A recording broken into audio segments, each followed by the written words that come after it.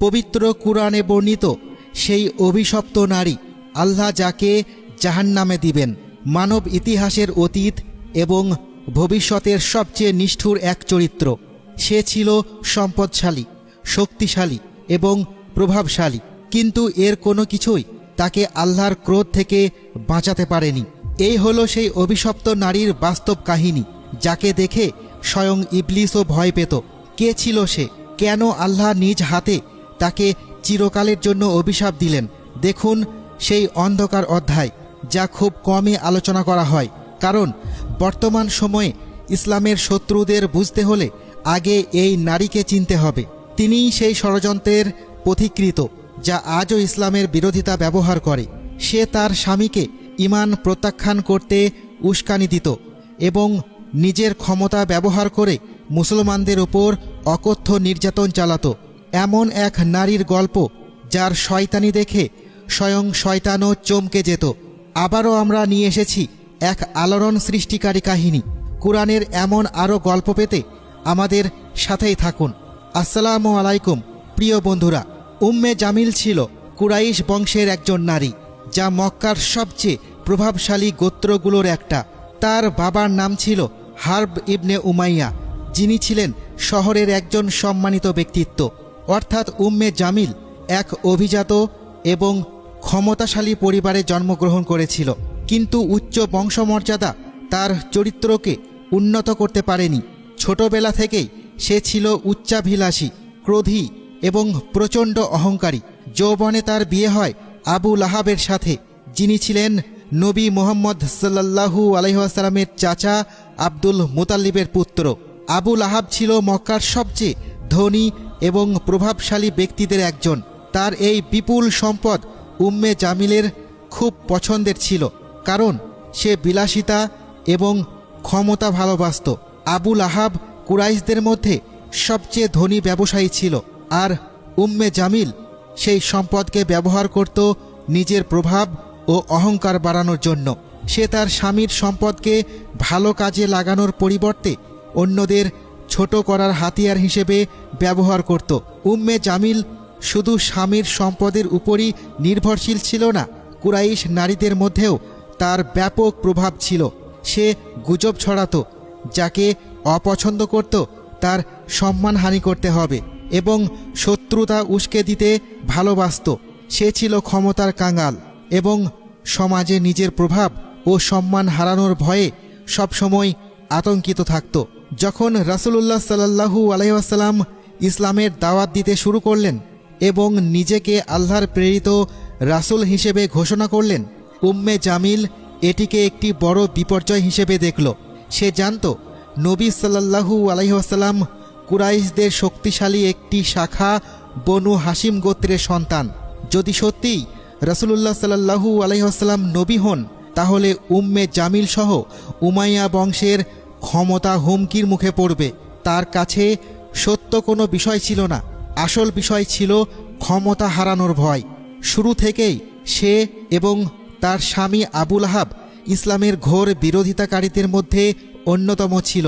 তারা রাসূলুল্লাহ সাল্লাল্লাহু আলাইহি ওয়াসাল্লামের বিরুদ্ধে নিরলস শত্রুতা চালিয়ে যেতে থাকে, কিন্তু উম্মে জামিল ছিল তার স্বামীর চেয়েও অনেক বেশি নিষ্ঠুর। সে গুজব ছড়াত যে নবী সাল্লাল্লাহু আলাইহি ওয়াসাল্লাম একজন জাদুকর, পরিবারে বিভেদ সৃষ্টিকারী, এমনকি একজন পাগল। নাউজুবিল্লাহ। সে মানুষকে ইসলামের বিরুদ্ধে এবং বিশেষ করে নবী মুহাম্মদ সাল্লাল্লাহু আলাইহি ওয়াসাল্লামের বিরুদ্ধে ঘৃণা ছড়াতে প্ররোচিত করত। সে মৌখিকভাবে, সামাজিকভাবে, এমনকি শারীরিকভাবেও আক্রমণ করত। যে পথে নবী সাল্লাল্লাহু আলাইহি ওয়াসাল্লাম চলাচল করতেন, সেই পথে সে কাঁটা ও পাথর বিছিয়ে রাখত। সে ইসলামের দাওয়াত এবং নবীর অনুসারীদের নিয়ে উপহাস করত। নারীদের মধ্যে তার প্রধান শত্রু ছিলেন নবীর স্ত্রী সাইদা খাদিজা রাদিয়াল্লাহু তাআলা আনহা। উম্মে জামিল তাকে প্রচণ্ড হিংসা করত। সে নবীর স্ত্রীকে অপমান করতে, কটূক্তি করতে এবং তার বিরুদ্ধে ঘৃণা ছড়াতে চেষ্টা করত, কিন্তু খাদিজা রাদিয়াল্লাহু তাআলা আনহা ধৈর্যশীল এবং অবিচল ছিলেন। উম্মে জামিলের ঘৃণা খাদিজা রাদিয়াল্লাহু তাআলা আনহার মর্যাদা পরিমাণও টলাতে পারেনি। তার ষড়যন্ত্র এবং অত্যাচার শুধু কথাই সীমাবদ্ধ ছিল না, উম্মে জামিল মুসলমানদের বিরুদ্ধে 3 বছর ধরে চলা সামাজিক ও অর্থনৈতিক বয়কটে উস্কানি দিয়েছিল।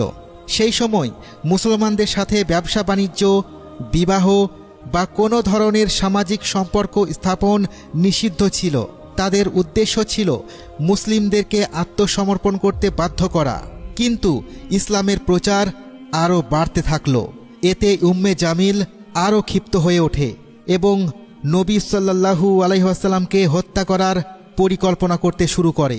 তার এই চরম ঘৃণার জবাব স্বয়ং আল্লাহ তাআলা সূরা লাহাব নাজিলের মাধ্যমে দেন। বিসমিল্লাহির রহমানির রহিম। ধ্বংস হোক আবু লাহাবের 2 হাত এবং সে নিজেও ধ্বংস হোক। তার ধনসম্পদ ও যা সে উপার্জন করেছে তা তার কোনো কাজে আসবে না।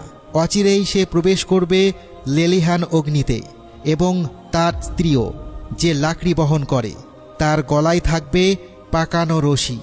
সূরা আল-লাহাব। এই সূরাটি আবু লাহাব এবং উম্মে জামিলের জন্য এক চিরস্থায়ী রায় হয়ে যায়। কুরআনে উল্লেখিত লাকড়ি বহনকারী এই উপাধিটির 2টি অর্থ রয়েছে। আক্ষরিক অর্থে সে নবী সাল্লাল্লাহু আলাইহি ওয়াসাল্লামকে কষ্ট দেওয়ার জন্য কাঁটা বহন করত এবং রূপক অর্থে সে ছিল সমাজে গুজব ও অশান্তির আগুন জ্বালিয়ে দেওয়ার হোতা। এই সূরা নাজিল হওয়ার পর উম্মে জামিল প্রচণ্ড রেগে যায়। সে একটি বড় পাথর নিয়ে নবী সাল্লাল্লাহু আলাইহি ওয়াসাল্লামকে হত্যা করার উদ্দেশ্যে মসজিদুল হারামের দিকে যায়। কিন্তু যখন সে পৌঁছায়, নবী সাল্লাল্লাহু আলাইহি ওয়াসাল্লাম হযরত আবু বকর রাদিয়াল্লাহু তাআলা আনহুর সাথে বসেছিলেন।